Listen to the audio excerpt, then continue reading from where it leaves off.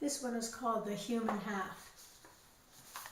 Half-baked, my father used to say, meaning that I was half in a state of nature, not yet abashed into civilized form by parents and other elders, the yeast still rising.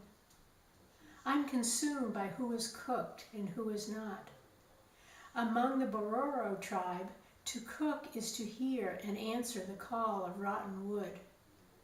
I see traces of wildness in our half-built house, and in the fond eye of a friend, the raw gleam of a machete.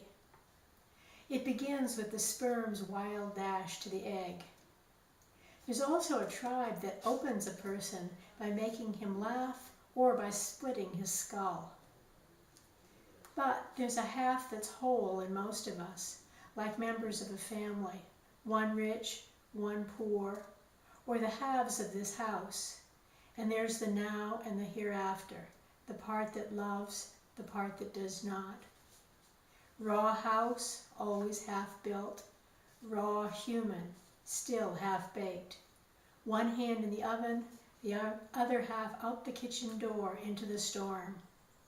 There are the homeless and those who do not have a homeland, and the rest of us, homed but only half-homed, the wind whistling in from the shed and past us.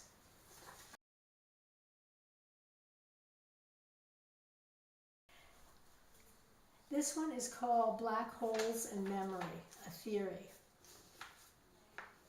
Here I am again with another theory about memory, how the mind is just a warehouse of boxes stacked on top of other boxes, the sentimental ones sealed with cellophane, the ordinary ones full of that fool's gold nostalgia, stuck shut with masking tape, and the odd one with black electrical tape to keep the charge inside. It doesn't. Or maybe memories are stored in the galaxies. Scientists say the universe is littered with waltzing black holes, though only a few have been found. I wonder how black holes keep a rhythm, if memories dance. Another theory starts with a dark winter in New Hampshire, when everything chokes almost to silence. A blue tarp in the yard freezes tight to whitish cinder blocks. The chimney is long forgotten, and stacked bricks huddle and creak. A few deep ruts mark the yard, not deep as graves, but deep, dug and forgotten. I have no theory about how we forget a chimney, a galaxy, or a grave. George has a theory that memory wants to keep its hands clean, has aspirations, thinks it's more chaste than thou, and maybe it is. He says memory looks up at the sky, then down at the earth, and you have to keep watching or it will get out. Which contradicts my theory of how a galaxy grows, how galaxies of memory take their shapes. Really, I have no theory about how anything grows, not galaxies or memory, let alone the carved valleys in Vermont, looking as though they could sidle in and crush a car. The memories stored in those valleys are deeper than galaxies.